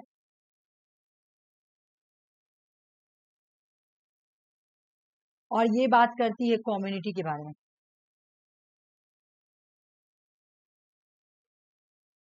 ये पब्लिक के बारे में बात करी, पब्लिक ऑनरशिप के बारे में बात करी, ठीक है। तो इस तरह से दोनों में फर्क है, ये हो गया। अब मैं दूसरा स्टार्ट करूँ, चलो आ जाओ, फिर मैं अब दूसरा टॉपिक पढ़ा रही हूँ, यहाँ पे आ जाओ। तुमको पढ़ना है ये वाला, टॉपिक में भी है तुम्हारा और क्वेश्चंस भी आया हुआ है। कॉडिफाई कॉन्स्टिट्यूशन किसे बोलते हैं, कॉडिफाई कॉन्स्टिट्यूशन, ठीक है। और अनकॉडिफाई कॉन्स्टिट्यूशन किसे बोलते हैं, ठीक है। पहले आओ तुमको मैं डिफरेंस बता, उसके बाद समझ में आ जाएगा, डिफरेंस पढ़ाऊंगी फिर उसके बाद एक एक करके पढ़ाऊंगी, ठीक है। कॉडिफाइड कॉन्स्टिट्यूशन जो होता है ना, कॉडिफाइड कॉन्स्टिट्यूशन, रिटेन कॉन्स्टिट्यूशन, है ना। यहाँ पे क्या होता है, रिटेन कॉन्स्टिट्यूशन होगा, अच्छा मैं इसको हाईलाइट करना भूल गई, ये भी होगा, सिंगल डॉक्यूमेंट्स होगा, ठीक है, यस मेनी, या मेनी यानी सीरीज ऑफ डॉक्यूमेंट्स होगा। जो तुम्हारा कॉडिफाई कॉन्स्टिट्यूशन होता है ना, यहाँ पे कॉन्स्टिट्यूशन रिटेन होता है, मतलब बिल्कुल प्रॉपर तरीके से इसको लिखा जाता है, एक पार्टिकुलर डेट पे लिखा जाता है, ठीक है। एक पार्टिकुलर डेट पे ना कॉडिफाई कॉन्स्टिट्यूशन को लिखा जाता है, इसे क्वेश्चन भी आया हुआ एग्जाम में, ठीक है ना। कॉडिफाई कॉन्स्टिट्यूशन जो होता है ना, ये सिंगल डॉक्यूमेंट्स, यहाँ पे मैं हाईलाइट की हूँ, और डिफरेंस डॉक्यूमेंट्स होता है, या तो एक डॉक्यूमेंट्स होगा या तो डिफरेंस, और भी बहुत सारा डॉक्यूमेंट है, मतलब बोला ऐसा कॉन्स्टिट्यूशन जो किसी सिंगल डॉक्यूमेंट्स के बेस पे बना हुआ हो, ठीक है, या डिफरेंट डिफरेंट डॉक्यूमेंट्स पे बना हुआ हो, जैसे इंडिया का कॉन्स्टिट्यूशन क्या है, रिटेन है, क्यों, क्योंकि इंडिया का कॉन्स्टिट्यूशन को लिखा गया था, कितना दिन में लिखा गया था, डॉक्टर भीमराव अम्बेडकर ने उसे लिखा था, प्रॉपर डॉक्यूमेंट्स इंडिया का, हाँ। इंडिया का कॉन्स्टिट्यूशन डॉक्यूमेंट्स है, एक सिंगल डॉक्यूमेंट्स में पूरा लिखा हुआ है, क्या क्या कॉन्स्टिट्यूशन का रूल होगा, क्या आर्टिकल है, सब चीज लिखा हुआ है। ठीक है, तो कॉडिफाइड कॉन्स्टिट्यूशन क्या होता है, सिंगल डॉक्यूमेंट्स होता है या डिफरेंट डॉक्यूमेंट्स। या तो तुम्हारा कॉन्स्टिट्यूशन एक सिंगल डॉक्यूमेंट्स के ऊपर लिखा हुआ रहेगा या डिफरेंट डिफरेंट डॉक्यूमेंट्स के ऊपर तुम्हारा कॉन्स्टिट्यूशन लिखा हुआ होगा, उसको ही बोलते हैं कॉडिफाइड कॉन्स्टिट्यूशन। बोले कि ये जो कॉडिफाई होता है ना, ये रिटेन होता है। क्या होता है, written. Codified single document. Indian constitution में रिटेन कॉन्स्टिट्यूशन है। इंडिया का कॉन्स्टिट्यूशन जो है ना वो रिटेन है, और इंडिया का कॉन्स्टिट्यूशन कॉडिफाइड भी है, और एक सिंगल डॉक्यूमेंट में लिखा हुआ है। डॉक्टर भीमराव अम्बेडकर ने हम लोग का कॉन्स्टिट्यूशन को लिखा था किसने, कॉन्स्टिट्यूशन एडवाइजर किसने था, सब चीज है हम लोग का एक प्रॉपर फॉलो हुआ है। कॉन्स्टिट्यूशन ऐसे रैंडमली नहीं बना है, बल्कि हम लोग कॉन्स्टिट्यूशन पूरा एक सिंगल डॉक्यूमेंट में। इंडिया का मैं क्या बोली, या तो सिंगल डॉक्यूमेंट्स में होगा या तो डिफरेंट डॉक्यूमेंट्स में होगा, तो इसको कॉडिफाइड कॉन्स्टिट्यूशन बोलते हैं। इंडिया का कॉन्स्टिट्यूशन अगर हम देखें तो इंडिया में रिटेन कॉन्स्टिट्यूशन से 1 नंबर, यानी कॉडिफाइड कॉन्स्टिट्यूशन 2 नंबर, कि इंडिया का जो कॉन्स्टिट्यूशन है ना वो सिंगल डॉक्यूमेंट्स के ऊपर है, सिंगल। डॉक्टर भीमराव अम्बेडकर ने उनको लिखा था। ठीक है, ये समझ में आ गया। One in which all the provision are put together one and more documents। या तो तुम एक डॉक्यूमेंट्स में या एक से ज्यादा डॉक्यूमेंट्स में तुम क्या करती हो, जितना भी प्रोविजन होता है ना, जितना भी कॉन्स्टिट्यूशन का प्रोविजन सब लिख दोगी। हम लोगों का कॉन्स्टिट्यूशन में सारा चीज लिखा, सिटीजनशिप क्या है, फंडामेंटल राइट्स क्या है, प्रेसिडेंट क्या, वाइस प्रेसिडेंट क्या, सबके बारे में हर एक चीज की बात लिखा हुआ है। तो हम लोग का कॉन्स्टिट्यूशन रिटेन कॉन्स्टिट्यूशन है, कॉडिफाइड कॉन्स्टिट्यूशन है, सिंगल डॉक्यूमेंट्स पे लिखा गया है। वो डॉक्यूमेंट्स पे भी लिख सकती हो, लेकिन इंडिया का 1 पे लिखा हुआ है। ठीक है, लिख सकती हो दोनों। अगर तुमसे पूछे कि what is a constitutional codified, constitution codified one which the all provision, जहाँ पे सभी प्रोविजन लिखा हुआ हो। अब इस प्रोविजन को तुम चाहे तो एक सिंगल डॉक्यूमेंट्स पे लिखो या तो मेनी डॉक्यूमेंट्स के ऊपर पे लिखो, तुम्हारा मर्जी, लेकिन सब चीज लिखा हुआ होना चाहिए। ओके, रिटेन कॉन्स्टिट्यूशन डॉक्यूमेंट्स होना चाहिए, ऐसा नहीं कि तुम नहीं लिखा हुआ होना चाहिए, रिटेन मस्ट बी। ठीक है, सिंगल सोर्स ऑफ ऑथोरिटी होना चाहिए। हम लोग का ऑथोरिटी सोर्स कहाँ से मिलता है, कॉन्स्टिट्यूशन में सब बात लिखा हुआ है। ये सिस्टमेटिक होता है और ऑर्गेनाइज्ड होता है, बिल्कुल। हम लोगों का कॉन्स्टिट्यूशन हम लोगों का कॉन्स्टिट्यूशन बिल्कुल लिखा गया, पूरा साल लगा लिखने में, है ना। उसके बाद डॉक्टर भीमराव अम्बेडकर ने उनको बिल्कुल सिस्टमेटिक वे में हर एक कॉन्स्टिट्यूशन को लिखा हुआ। आर्टिकल 1 में Indian union of the state, article 2 में सब चीज में लिखा हुआ है।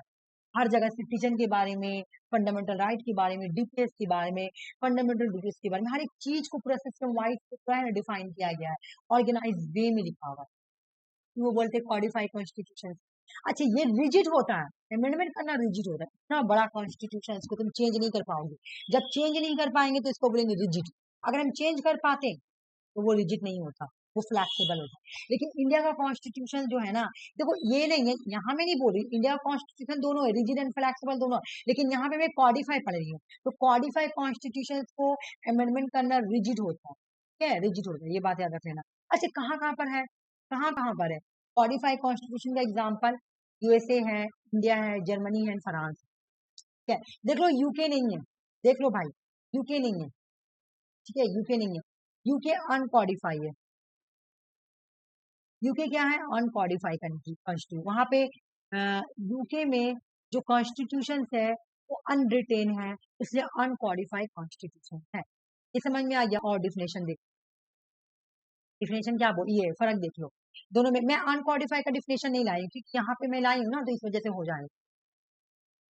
ठीक है, a constitution that is written, codified constitution में तुम्हारा जो कॉन्स्टिट्यूशन होगा वो रिटेन होगा। ठीक है, या तो सिंगल में हो या तो एक डॉक्यूमेंट का सीरीज में हो, ठीक है ना। लेकिन uncodified constitution not written, unwritten constitution होता है। ठीक है, सिंगल डॉक्यूमेंट्स होगा, लेकिन ये सिंगल डॉक्यूमेंट्स पे बेस होगा, लेकिन बेस्ड ऑन द कोई कन्वेंशन होगा, ठीक है ना।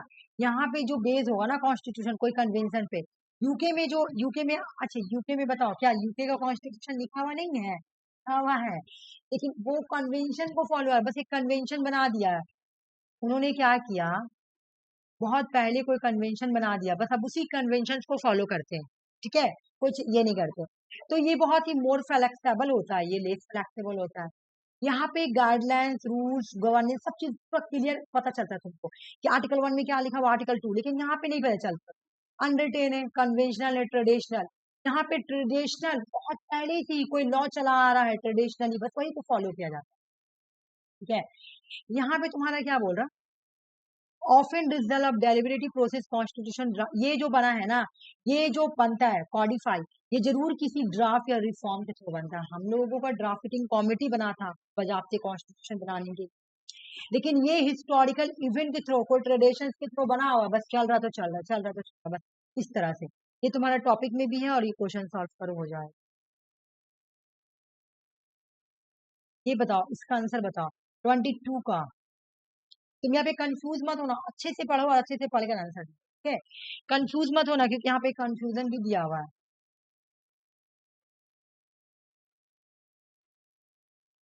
एक चीज हम तुमको एक ट्रिक बताएंगे, आंसर सॉल्व करने का एक ट्रिक बताऊंगी मैं।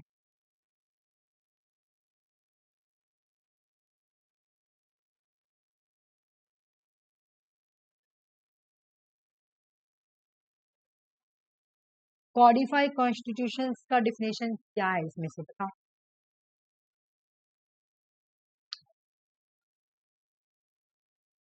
मेरी आवाज आ रही है ना आफरीन, तो बोलो हेलो, मेरी आवाज आ रही है?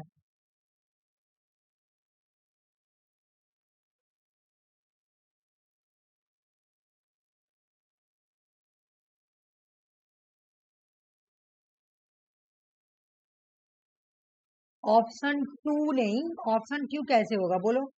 हाँ आवाज आ रही, तुम्हारी आवाज आ रही, ऑप्शन टू नहीं होगा आफरीन, ऑप्शन टू नहीं होगा, ऑप्शन थ्री होगा। देखो क्यों बोल रहे कि वन विच ऑल प्रोविजन, देख लो ऑल प्रोविजन होगा, एक या एक से ज्यादा डॉक्यूमेंट्स होगा। होना तो चाहिए ये भी क्योंकि रिटेन लिखा हुआ है, लेकिन हमको यहाँ पे सबसे बेस्ट आंसर चूज करना है। हाँ ठीक है, ठीक है, तुम्हारा आंसर सही आया, ठीक है, हाँ हाँ ठीक है, ओके। तुम्हारी आवाज आ रही है, तुम्हारी आवाज आ रही है।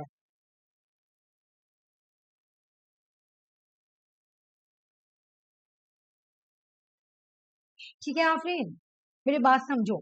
यहाँ पे तो देखो एग्जाम में ऐसा भी क्वेश्चन आएगा तो तुम फंसना मत ऐसा क्वेश्चन में। देखो मैं यहाँ पे तुमको क्वेश्चन सेलेक्ट करने का तरीका बता रही हूँ, तुम ना एग्जाम देने जाएगी तो तुम्हारा कुछ क्वेश्चन ऐसे भी सही हो जाएगा।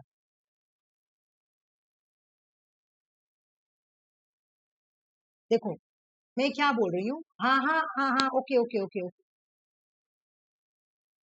ओके ओके ओके, मैं ठीक है, ओके ओके ओके ओके, कोई बात नहीं है, आ जाओ, ठीक है, मैं समझा रही हूँ, ठीक है आफरीन आ जाओ। देखो क्या बोल रहा है यहाँ पे कि बात है ना तुम्हारा कि one which all tab provision are put together one and more documents, ये भी सही है और ये भी सही है। देखो वन सिंगल रिटेन डॉक्यूमेंट्स होगा, लेकिन यहाँ पे तुम्हारा सबसे बड़ा आंसर मुझे चूज करना है जो मेरे आंसर को कवर कर पाए।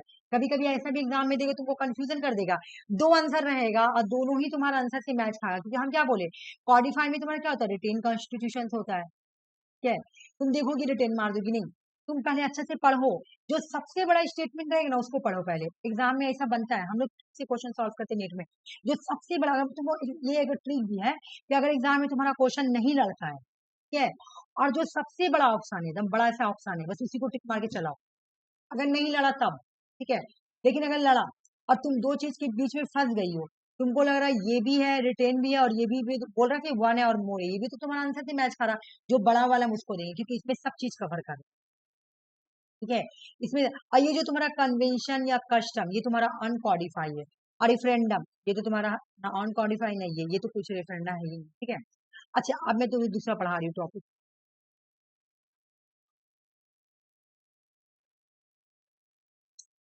देखो प्रियम्बल भी मुझे पढ़ाना था तो इस वजह से मैं यहाँ टॉपिक में प्रियम्बल लेकर आई हूँ और तुम्हारा क्वेश्चन भी यहाँ पे कंप्लीट हो जाएगा। क्वेश्चंस के थ्रू पढ़ेगी तो तुम्हारा एक तुम्हारा माइंड में जो है वो दूर भी हो जाएगा और प्रियम्बल कंप्लीट भी हो जाएगा। आ जाओ, the preamble refer to the introduction, preamble क्या कर रहा, कॉन्स्टिट्यूशन को, देखो प्रियम्बल क्या करता है, प्रियम्बल का काम क्या है समझो, प्रियम्बल क्या क्या कर रहा है, प्रियम्बल इंट्रोडक्शन करता है, इंट्रोडक्शन पार्ट है या प्रीफेस है इसका, कॉन्स्टिट्यूशन का। तुमको अगर कॉन्स्टिट्यूशन को समझना है ना, जो तुम कोई बुक पढ़ना, तो अगर कोई बुक में पहले ही समरी दिया हुआ रहता है, ठीक है, बुक में क्या क्या लिखा हुआ, उसका कुछ समरी लिखा हुआ है पहला पेज में, इसको हम लोग प्रीफेस बोलते हैं। तो बुक में क्या लिखा हुआ उसका पहले प्रीफेस दिया था। तो प्रियम्बल वही है, कॉन्स्टिट्यूशन में क्या क्या लिखा हुआ है वो तुम्हारे प्रियम्बल में लिखा हुआ है, और कॉन्स्टिट्यूशन का पहला पार्ट प्रियम्बल है, ठीक है ना। ये बताती है तुमको प्रियम्बल की आउटलाइन बताती है, क्या कॉन्स्टिट्यूशन का क्या कोर वैल्यूज है, क्या आइडियाज है, क्या ऑब्जेक्टिव्स है, ये बताते हैं। इसका एम है that constitution aim to achieve it serve as a guiding light for the interpreting constitution. एक तरह से ये कॉन्स्टिट्यूशन का इंटरप्रिटेशन, मतलब कॉन्स्टिट्यूशन तुम पूरा पढ़ोगी, तुम अगर प्रियम्बल पढ़ लोगी कि तुमको समझ में आ जाएगा कि हाँ हम लोगों के प्रियम्बल में ये लिखा हुआ है। प्रीफेस है, कॉन्स्टिट्यूशन का इंट्रोडक्शन पार्ट है, एग्जाम में क्वेश्चन आएगी प्रियम्बल क्या है, प्रियम्बल कॉन्स्टिट्यूशन का इंट्रोडक्शन पार्ट है या प्रीफेस है, प्रीफेस बोलो या इंट्रोडक्शन बोलो, कुछ भी बोलो, ठीक है। एक एक एक थिंकर थे जिसका नाम है एक एने पालकी वाला, एने पालकी वाला, एने पालकी वाला बोलते हैं प्रियम्बल जो है ना वो identity card of the constitution. अगर एग्जाम में क्वेश्चन पूछे कि कौन बोलता है प्रियम्बल को identity card of the constitution, ठीक है, तो एने पालकी वाला, अगर ये तुम्हारा प्रियम्बल तुम्हारा सिलेबस में नहीं होता, और खाली क्वेश्चंस में रहता, तो मैं इतना डीप से नहीं पढ़ाता, लेकिन बिकॉज ये प्रियम्बल तुम्हारा ऑप्शन ये सिलेबस में भी है और क्वेश्चंस भी आया हुआ, तो ये ज्यादा इंपॉर्टेंट हो गया, इसमें स्टार लग गया, ठीक है, इसको अच्छे से पढ़ना है, तो हर एक पार्ट को पढ़ेंगे, ठीक है। इन्हें पालकी वाला क्या बोलते हैं, प्रियम्बल जो है वो identity card of the constitution. मैंने आज मतलब ये तो अभी प्रीवियस ईयर क्वेश्चन चल रहा है ना, प्रीवियस ईयर खत्म हो जाने दो फिर मैं क्वेश्चन लाऊंगी। इन्हें पालकी वाला बोलते हैं कि प्रियम्बल कॉन्स्टिट्यूशन का आइडेंटिटी कार्ड है। के मुंशी बोलते हैं कि प्रियम्बल जो है वो पॉलिटिकल हॉरोस्कोप है कॉन्स्टिट्यूशन का, जो आपको जो पॉलिटिकल का फ्यूचर बताता है, हॉरोस्कोप का मतलब क्या, फ्यूचर बताना। तो एम मुंशी बोलते हैं कि जो प्रियम्बल है ना वो कॉन्स्टिट्यूशन का पॉलिटिकल हॉरोस्कोप है, बस खत्म। प्रियम्बल बना कैसे है, प्रियम्बल किस, जवाहरलाल नेहरू के ऑब्जेक्टिव रेजोल्यूशन पे बेस्ड है। सामने क्वेश्चन आएगा कि प्रियम्बल किस पर बेस्ड है, जवाहरलाल नेहरू के ऑब्जेक्टिव रेजोल्यूशन पे बेस्ड है। जवाहरलाल नेहरू जो है ना 13 दिसंबर 1946 में ऑब्जेक्टिव रेजोल्यूशन को इंट्रोड्यूस करते हैं, ठीक है, कहां पर, कॉन्स्टिट्यूशन असेंबली में। 13 दिसंबर 1946 को जवाहरलाल नेहरू ऑब्जेक्टिव रेजोल्यूशन को कॉन्स्टिट्यूशन असेंबली में इंट्रोड्यूस करते हैं। कॉन्स्टिट्यूशन असेंबली जो है ऑब्जेक्टिव रेजोल्यूशन को एडॉप्ट करती है कि as the preamble, Indian constitution में से क्या करेंगे, प्रियम्बल बनाने के लिए हेल्प लेंगे, है ना। ऑब्जेक्टिव रेजोल्यूशन को कॉन्स्टिट्यूशन असेंबली एडॉप्ट कब करती है, 22 जनवरी 1946। डेट याद करो, देखो पहला क्वेश्चन क्या आएगा कि प्रियम्बल बेस किस पे, ऑब्जेक्टिव रेगुलेशन पे बेस्ड है। ऑब्जेक्टिव रेगुलेशन किसका था, जवाहरलाल नेहरू का। इन्होंने जवाहरलाल नेहरू ने इसको कब इंट्रोड्यूस किया, तो 13 दिसंबर 1946 को इंट्रोड्यूस कर, ठीक है। लेकिन कॉन्स्टिट्यूशन असेंबली ने, है ना, प्रियम्बल को एडॉप्ट कब किया, कॉन्स्टिट्यूशन असेंबली में इंडियन कॉन्स्टिट्यूशन के लिए ऑब्जेक्टिव रेजोल्यूशन को एडॉप्ट कब किया, तो 22 जनवरी 1947 को इसको एडॉप्ट किया गया था।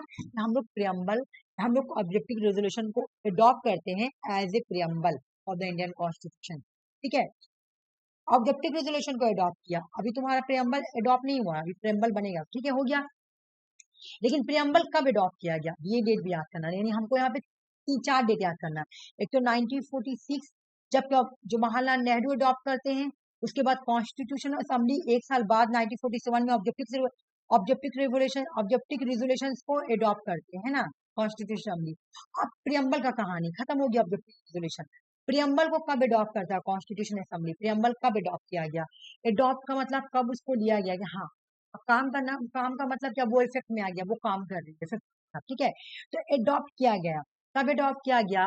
26 नवंबर 1949। एग्जाम में क्वेश्चन आएगा कि प्रियम्बल को अडॉप्ट कब किया गया।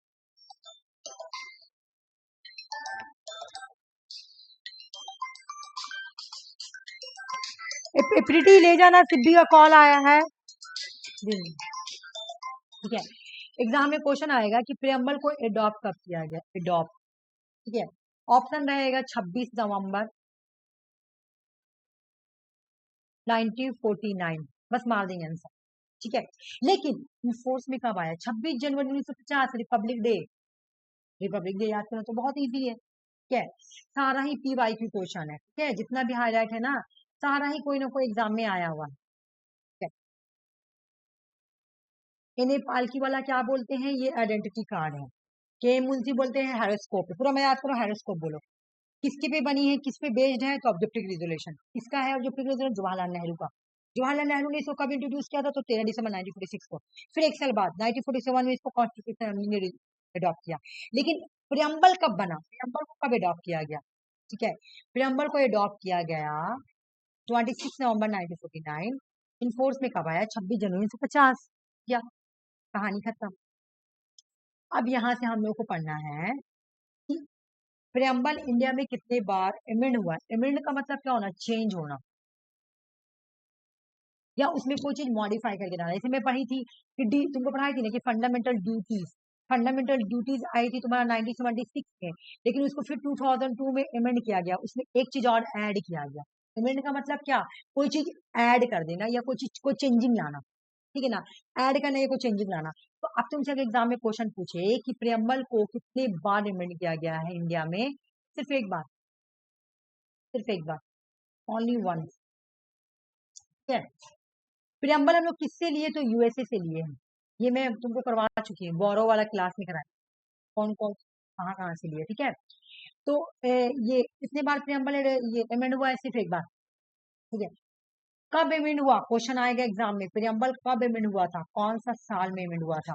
42nd amendment act 1926। देख लो कौन वाला डेट, फंडामेंटल ड्यूटीज वाला डेट है। जो मैं तुमको फंडामेंटल ड्यूटीज याद कराई थी ना, वही वाला डेट है। उसी टाइम तुम्हारा प्रियम्बल को भी अमेंड किया गया था।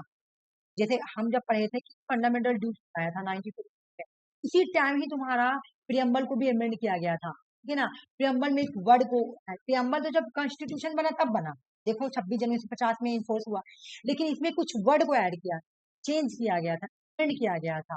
42 पूछेगा एग्जाम में कि प्रियम्बल को कब अमेंड किया गया, कौन से अमेंडमेंट के थ्रू किया गया? तो 42 अमेंडमेंट एक्ट 1976 इंदिरा गांधी ने किया था। जितना भी 42 अमेंडमेंट है ना, सब इंदिरा गांधी ही है। ठीक है, अपनी मर्जी से उनको जो मन किया था उन्होंने किया था। ठीक है, तो 42 अमेंडमेंट एक्ट 1926 इंदिरा गांधी ने किया था। ठीक है, अच्छा 42 अमेंडमेंट एक्ट में जब प्रियम्बल में अमेंडमेंट किया गया तो क्या अमेंड किया गया? जो तुम्हारा प्रियम्बल है ना, प्रियम्बल में तीन वर्ड को ऐड किया गया। यहाँ से तुम्हारे एग्जाम में क्वेश्चन आया, 3 वर्ड को ऐड किया गया। वो 3 वर्ड का नाम क्या है? Socialist, secular, integrative. were added to preamble through 42 Constitutional Amendment Act 1920, 42 42nd Amendment Act 1976 के थ्रू क्या किया गया? 3 वर्ड को अमेंडमेंट में डाला गया। हाँ, जो ये 2 वर्ड है ना, सोशलिस्ट और सेक्युलर, इन दोनों वर्ड को यहाँ रखा गया। सॉवरिन, सोशलिस्ट, सेक्युलर, डेमोक्रेटिक, इन दोनों के बीच में रख दिया गया। इन दोनों के बीच, ये याद नहीं करना, ठीक समझ लो। सोशलिस्ट सेक्युलर वर्ड को लाके इन दोनों के बीच में रख दिया गया। सॉवरिन, सोशलिस्ट, सेक्युलर, डेमोक्रेटिक, इन दोनों के बीच में लाके ये प्रियम्बल में पहले से थे। सॉवरिन और डेमोक्रेटिक, ये प्रियम्बल में वर्ड पहले से हैं, लेकिन इन्होंने क्या किया, जब इन्होंने अमेंडमेंट किया ना, तो सोशलिस्ट को और तुम्हारा सेक्युलर को बीच में लाके, इन दोनों के बीच में सॉवरिन, सोशलिस्ट, डेमोक्रेटिक के बीच में लाके रख दिया। ठीक है, तो देखो क्वेश्चन अगर तुमसे पूछे कि अमेंडमेंट प्रियम्बल को कितनी बार अमेंड किया गया है, तो एक बार। कब अमेंड किया गया है? कब किया गया है? कब अमेंड किया गया था?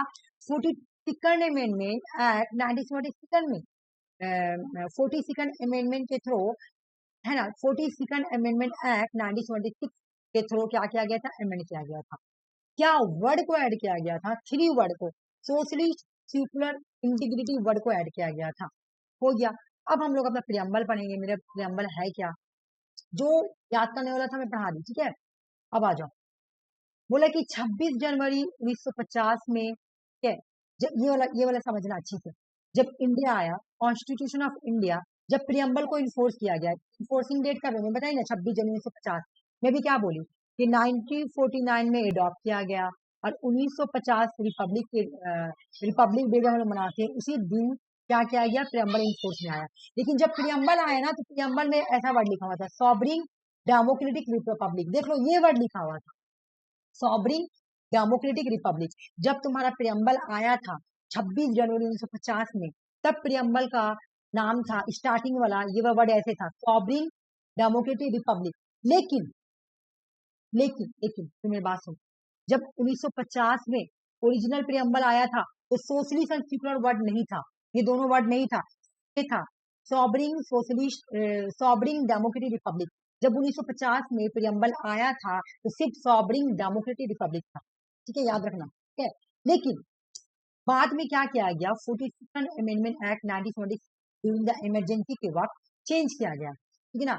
26 जनवरी 1950 में प्रियम्बल का नाम क्या था, प्रियम्बल में क्या था, सॉवरिन डेमोक्रेटिक रिपब्लिक था। लेकिन 1976 42nd अमेंडमेंट एक्ट में प्रियम्बल को अपडेट किया गया और उसका ऐसे कर दिया गया, sovereign socialist secular democratic Republic, ऐसे कर दिया गया, चेंज कर दिया गया। देख लो इन दोनों के बीच में क्या किया गया, सोशलिस्ट एंड सेक्युलर वर्ड को ऐड कर दिया। 1926 देख लो जब 1950 में नहीं था, 1956 में सोशलिस्ट सेक्युलर नहीं था, not a part of the original preamble, इसको तो ऐड किया गया है 1926 में 42nd अमेंडमेंट के थ्रू अपडेट करके यहाँ बीच में डाला गया है, सोशलिस्ट एंड सेक्युलर वर्ड को डाला गया। यहाँ से तुम्हारा क्वेश्चन आया एग्जाम में, क्वेश्चन सॉल्व करो फिर बता रही हूँ, पहले क्वेश्चन सॉल्व करो, इसी तुमको समझ में आएगा। क्वेश्चन क्या बोला, व्हाट वाज द एग्जैक्ट, अगर मेरी आवाज नहीं आएगी तो तुम ना इसको ग्रुप पे आंसर दे देना, ठीक है ना, टाइम वेस्ट होगा ना तो, ठीक है। What was the exact constitutional status of the Indian Republic, जब इंडिया आजाद हुआ तो क्या था, 26 जनवरी 1950 में क्या था इंडिया, डेमोक्रेटिक रिपब्लिक था या सॉवरिन डेमोक्रेटिक रिपब्लिक था या सॉवरिन सेक्युलर डेमोक्रेटिक रिपब्लिक था या sovereign socialist secular democratic Republic था, बताओ आंसर कौन सा होगा। जब जब इंडिया जब प्रियम्बल आया 1950 में, तब इंडिया क्या था, ये सारा ही वर्ड प्रियम्बल का है तो इसी में प्रियम्बल पढ़ाई हूँ। तो क्या था उस टाइम जब 1950 में प्रियम्बल का हाल क्या था, कौन सा इसमें था कि जो प्रियम्बल में था, कौन सा वाला मैच था। नहीं आवाज आ रहा तुम आंसर दे दो इसमें व्हाट्सएप पे, ठीक है, क्या था समझो उसके बाद बताओ। क्वेश्चन बोला कि what was the exact constitutional status the Indian Republic 26 जनवरी 1950 में इसमें से कौन सा वर्ड था, इंडिया के कॉन्स्टिट्यूशन से कौन सा वर्ड था, ये सारा वर्ड प्रियम्बल में है, बोलो क्या था। नहीं समझ में आया तो बोलो मैं फिर से एक बार समझाऊंगी, ठीक है।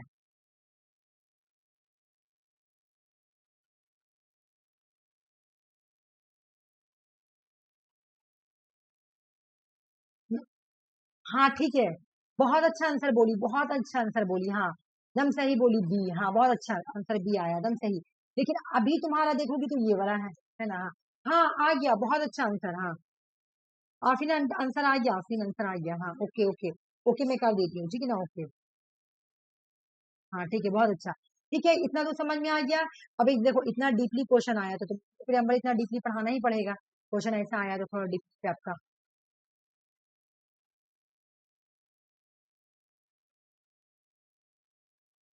हाँ तो यहाँ तक का मेरा स्टोरी खत्म हो गया, एक बार मैं फिर बता रही हूँ कि प्रियम्बल जो है किस पर बेस्ड है। हाँ ऑप्शन बी आ गया है आफरीन, ऑप्शन बी आ गया, ठीक है कोई बात नहीं है, बस अब तुम समझो, ठीक है। प्रियम्बल जो है, हाँ हाँ मैं देख ली हूँ, मैं ओके भी की हूँ, नहीं किया क्या, देखो मैं ओके की हूँ, ठीक है। प्रियम्बल किस पर बेस्ड है, ऑब्जेक्टिव रिवोल्यूशन, ऑब्जेक्टिव रिवोल्यूशन किसका था, जवाहरलाल नेहरू का, ओके। ऑब्जेक्टिव रिवोल्यूशन का डेट क्या है, 1946, कॉन्स्टिट्यूशन असेंबली में कब आया था, तो 22 जनवरी 1947 में, ठीक है। प्रियम्बल को एडॉप्ट कब किया गया था, एडॉप्ट है तुम्हारा 1949, इनफोर्स डेट क्या है, इनफोर्स डेट क्या है 1950, ठीक है। ओरिजिनल प्रियम्बल क्या लिखा हुआ था, ओरिजिनल जब 1950 में प्रियम्बल आया था तो था डेमोक्रेटिक, ठीक है, sovereign, sovereign, democratic, democratic Republic, ठीक है। लेकिन आज, आज क्या है, आज तुम्हारा 1976 में, हाँ हाँ ठीक है, मैं समझ गया, ठीक है। 1976 में अमेंड किया गया, अमेंड, अमेंड करके 3 वर्ड ऐड किया गया, sovereign, sorry sorry sorry, socialist, socialist, secular, secular, secular, हाँ सेक्युलर, हाँ ये वर्ड, इन दोनों वर्ड को इसके बीच में लाके रखा गया, देख लो है ना, इनके बीच में, सॉवरिन इनके बीच में यहाँ पे लाके डाल दिया गया, ठीक है बस। और एक इंट्रीगेटिव, चलो आओ अब ये पढ़ते हैं यहाँ पे, एक बार पढ़ लेते हैं कि हम लोग को प्रियम्बल है क्या। हम लोग को प्रियम्बल का सोर्स क्या है, एग्जाम में क्वेश्चन आए कि इंडियन कॉन्स्टिट्यूशन को पावर कहाँ से मिलता है, ठीक है। इंडिया के कॉन्स्टिट्यूशन को पावर कहाँ से मिलता है, तो लोगों से, we the people of the India, हम लोग इंडिया के लोग हैं। The people of India are reveal to be source of the authority Indian constitution. Indian constitution को ऑथोरिटी कहाँ से मिलता है, पावर कहाँ से मिलता है, तो वी द पीपल, लोगों से मिलता है। इंडिया का जो स्टेट है ना, इंडियन स्टेट का नेचर क्या है, इंडिया स्टेट कैसा है, उसका नेचर क्या है, इंडिया स्टेट का नेचर क्या है, इंडिया स्टेट का नेचर है sovereign, socialist, secular, democratic Republic. Sovereign का मतलब कि इंडिया इंडिपेंडेंट है, हैज अल्टीमेट ऑथोरिटी, इंडिया अपना डिसीजन खुद लेता है, बाहर आके कोई भी हम जो भी डिसीजन ले, कोई भी कंट्री आके मेरे डिसीजन में आके कुछ नहीं बोल सकता है। सॉवरिन का मतलब इंडिपेंडेंट, इंडिया पास अल्टीमेट ऑथोरिटी, ना तो इंडिया पे कोई इंटरनल दबाव कर सकता है, ना तो इंडिया को कोई इंटरनल का ऐसा प्रेस कर सकता है, ना तो कोई एक्सटर्नल आके कोई बोल सकता है कि आप अपने ऑथोरिटी को चेंज, आप अपने डिसीजन को चेंज कर, नहीं, इंडिया सॉवरिन है, इंडिया पे किसी पे इंडिपेंडेंस नहीं है, इंडिया इंडिपेंडेंट है, इंडिया सोशलिस्ट है क्योंकि इंडिया में सोशल इकोनॉमिक सब है, इंडिया सेक्युलर है क्योंकि सेक्युलर क्यों, क्योंकि इंडिया बोलती है कि हम सभी मजहब को मानते हैं। सेक्युलर का मतलब क्या, इंडिया का कोई मजहब नहीं, इंडिया क्या बोलती है, हम इक्वल ट्रीट ऑल रिलीजन के साथ without an official statement religion. India का कोई धर्म नहीं है, कॉन्स्टिट्यूशन का कोई धर्म नहीं है, सेक्युलर है इंडिया, इंडियन स्टेट का, इंडियन स्टेट सेक्युलर है, क्यों, क्योंकि मेरे नजर में सारा ही धर्म सेम है। Democratic republic, governance by elected, India में जो गवर्नेंस को इलेक्ट किया जाता है वो representative head of the state choose by the people. जो भी इंडिया में डेमोक्रेटिक रिपब्लिक है, डेमोक्रेटिक रिपब्लिक का मतलब क्या, कि इंडिया में जो भी हेड ऑफ द स्टेट बनते हैं ना, उसको लोग चूज करते हैं। तो नेचर क्या है, सॉवरिन, सोशलिस्ट, सेक्युलर, डेमोक्रेटिक, ऊपर अभी पढ़ाए, sovereign, socialist, secular, democratic. Sovereign का मतलब इंडिया इंडिपेंडेंट है, या कोई भी डिसीजन ले सकता है, अगर इंडिया कोई डिसीजन लेगी, ये नहीं अमेरिका आके बोलेगा अपना डिसीजन को चेंज करो, बिल्कुल भी नहीं, मैं सॉवरिन हूँ, सॉवरिन स्टेट है। सोशलिस्ट, इंडिया दोनों चीज पे फोकस करती है, इकोनॉमिक्स पे भी, सोशल पे भी, है ना। India social equality, economic equality पे फोकस करती है। इंडिया सेक्युलर है, इंडिया सारी रिलीजन के साथ इक्वल ट्रीटमेंट करती है। इंडिया में जो भी हेड ऑफ द स्टेट बन रहा वो लोगों के जरिया ही बन रहा, वोट इलेक्शन के थ्रू ही बन रहा। इंडिया में डेमोक्रेटिक रिपब्लिक है। इंडिया के कॉन्स्टिट्यूशन का ऑब्जेक्टिव क्या है, सबको जस्टिस देना, सबको ही जस्टिस देना, सोशल, सोशल फील्ड में, इकोनॉमिक फील्ड में, पॉलिटिकल फील्ड में, सबको जस्टिस देना, सबको लिबर्टी देना, सबसे पहले जस्टिस आ रहा, उसके बाद लिबर्टी आ रहा, लिबर्टी देना, फ्रीडम ऑफ थॉट, किस चीज का लिबर्टी, थॉट, आप जो भी सोच सकते हैं, एक्सप्रेशन, आपको कुछ भी बोलने की आजादी है, आप किस चीज पे बिलीव करो, आप कोई भी वर्शिप करो, जिस चीज पे फेथ रखना रखो, कोई कोई रोक टोक नहीं है। इंडिया सबको इक्वलिटी देती है, सबको इक्वल स्टेटस देती है, अमीर गरीब, है ना, अमीर हो गरीब हो, सबको इक्वल स्टेटस, इंडिया के नजर में सब बराबर है। अपॉर्चुनिटी फॉर ऑल सिटीजन, सभी सिटीजन को अपॉर्चुनिटी मिलेगा, जॉब, जॉब को अपॉर्चुनिटी सभी को, कोई कॉलेज है, गवर्नमेंट कॉलेज, सभी को अपॉर्चुनिटी, आओ जॉब करो, पढ़ो, है ना। फर्टर्निटी, इंडिया प्रमोट करती है brotherhood, assuring, dignity, individual, unity, integrity, integrity word वही वाला है ना, सोशली, इंटीग्रिटी वही वर्ड। इंडिया प्रमोट करती है सॉवरिन, सोशलिस्ट वर्ड को, है ना। इंडिया प्रमोट करती है, सॉरी, इंडिया प्रमोट करती है ब्रदरहुड को, ये अपने कंट्री में लड़ाई झगड़ा नहीं करती है, बल्कि प्रमोट करती है किस चीज को, ब्रदरहुड को, ठीक है। डिग्निटी बना, हर एक को डिग्निटी देती है, हर इंडिविजुअल को रिस्पेक्ट देती है, डिग्निटी देती है, डिग्निटी बना के रखती है। नेशंस को इंटीग्रिटी यूनाइट करके रखी हुई है, लड़ाई झगड़ा नहीं होता इंडिया में।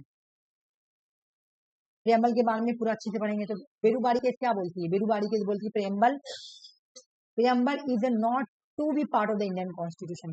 किस केस में बोला गया प्रेम्बल जो है कॉन्स्टिट्यूशन का पार्ट नहीं है, किस केस में सुप्रीम कोर्ट का जजमेंट आता है, सुप्रीम कोर्ट डिक्लेयर करती है कि प्रेम्बल इज नॉट नॉट, अच्छा यहाँ इज नहीं होगा, यहाँ नॉट टू भी होगा, ठीक है ना, नहीं होना चाहिए। Preamble not to part of the Indian constitution case में बोला गया, तो बेरूबारी केस में बोला गया कि प्रियम्बल जो है कॉन्स्टिट्यूशन का पार्ट नहीं है। उसके बाद 1973 में केशवानंद भारती केस आता है, तो वो क्या बोलता है, the preamble of the Indian constitution will now be considered as a part of the constitution. Preamble constitution का पार्ट है, ठीक है। उसके बाद 1995 में एक और केस आती है, union government versus LIC of India. ये भी बोलती है कि preamble is a part of the constitution. Preamble जो है वो constitution, preamble is a part of the constitution. Preamble constitution का पार्ट है, मतलब केशवानंद भारती केस और union versus union government versus LIC दोनों ही सेम बात बोल रही है कि पार्ट है, लेकिन बेरूबारी केस जो है ना वो सिर्फ डिफरेंट बोल रही है कि पार्ट नहीं है। अब मैं तुमसे ये क्वेश्चन बोलूंगी, ये मैं पढ़ाई हूँ तुमको, जब फेडरलिज्म पढ़ाई हूँ, फेडरलिज्म वर्ड के बारे में ये क्या लिखा, क्या फेडरलिज्म प्रेम्बल में मेंशन है, क्या फेडरलिज्म वर्ड आर्टिकल 3 में मेंशन है, या फेडरलिज्म 4 में, या कहीं पर भी मेंशन है, ये मैं तुमको पढ़ाई हूँ, ठीक है। ये पढ़ा हुआ है, स्टार्टिंग में ही पढ़ाई हूँ फेडरलिज्म। बताओ क्या होगा आंसर इसका, फोर्थ में इसमें आंसर क्या होगा?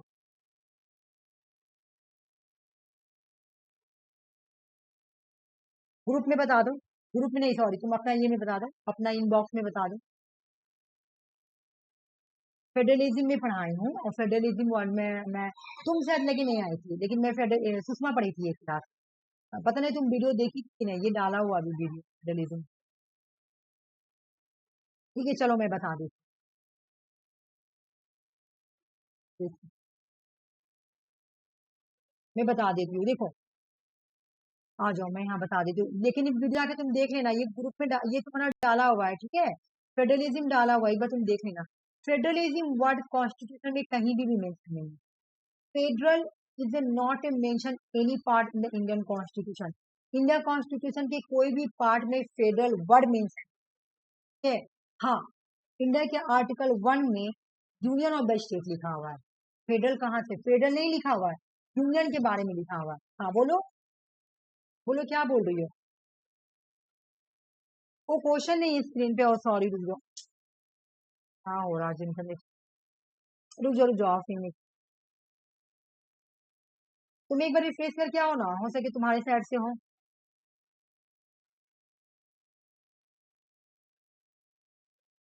अब आया क्या, देखो तो, आ गया, क्वेश्चन आया, बोलो।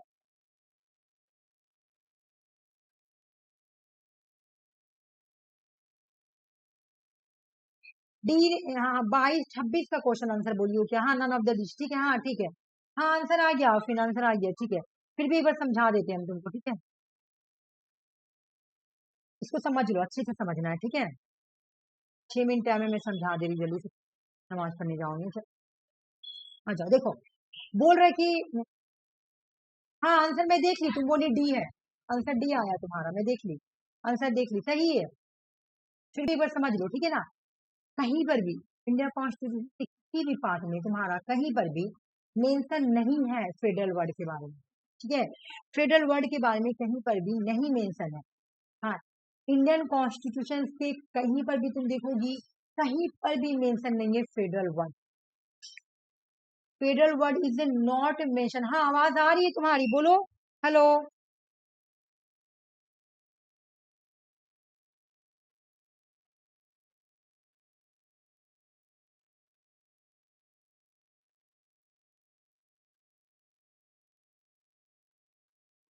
अच्छा अच्छा, हाँ अब आ रही है क्या, देखो तो, हेलो हेलो।